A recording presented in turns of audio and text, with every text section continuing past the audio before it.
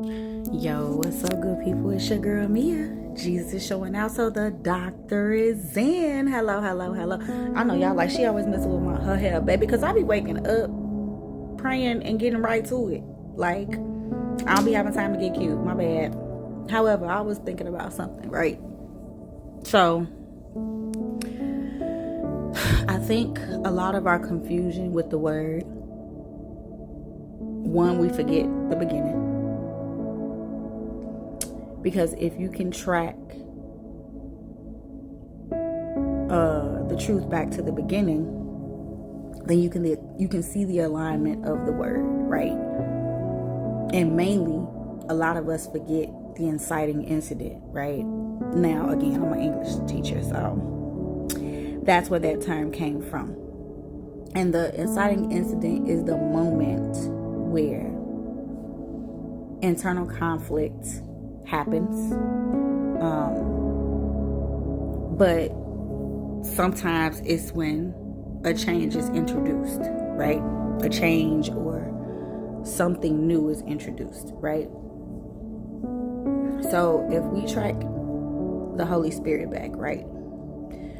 The Lord breathed into our nostrils the breath of life, and man became a living soul. So if he breathed it, that means it came from him into the dirt that he formed to create us, and then we became alive, right?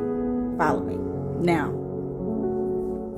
up until the point where we tainted the spirit and took our focus off of the spirit and onto the flesh, that's when we got the ability to die, right? So now we were led by the flesh and not the spirit, which again decrease the influence of the spirit, hence the body starts to deteriorate. Follow me? All right, so then he sent Jesus. Now, Jesus, he got a spirit like we did, right? He got the breath of life like we did. His spirit was put into the body, right? And he became a living soul. But he was holy, without blemish, without sin, and was sacrificed, right? Okay. So, when his spirit went back, it went back with knowledge and understanding. Because when God gave us his spirit, he knew us based on him, in the image of him. It wasn't until another influence was introduced that we got free will, free choice, all the things, sin, whatever. Now, if we think about, because the taboo is, oh, we're going to heaven, we're not going to heaven. Both of those answers are correct. Both of those answers are correct. The body could not enter heaven, but the spirit that came from God can, which is the breath of life, right? Which is without form. Come on. So once Jesus' spirit went back, now we have access to it, because every life that was born after him, now that memory of how to be obedient, how to follow the will, can be redistributed. It's just the breath of life, y'all.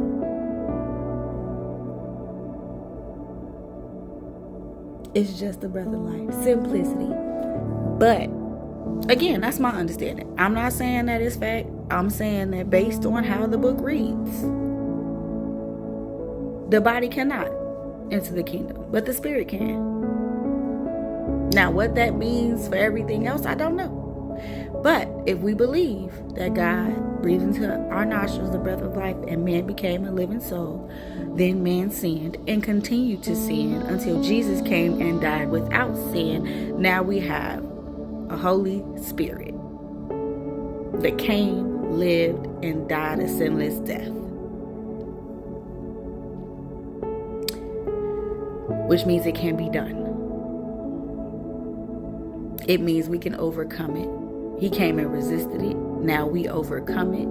because we have his knowledge and understanding of sin and how to be obedient and how to follow the will of the Father. I mean, it's simplicity. Of course, I know people gonna come and show me a lie. Show me a lie. Because again, if you read it from cover to cover, every person that came after Adam and Eve sinned in some shape, form, or fashion. Now, it may have been some that wasn't in the Bible, that one spoke about, but the ones who were, everybody sinned. Everybody sinned. Or lost faith, or lost hope, or was misguided, or, whatever the case may be, until Jesus came. And then when Jesus came, we got the pure spirit. I'm just saying. It makes sense. And I think the simplicity of it is what people miss, because other people add to it. People add to it, again, to introduce control over your knowledge and understanding. To introduce control over how you believe and what you see and how you move and things of that nature. When the Lord said, the same spirit that abideth in he abideth in me, abideth in thee, and you need not a man to teach you. Mind blown. Let him provide the increase.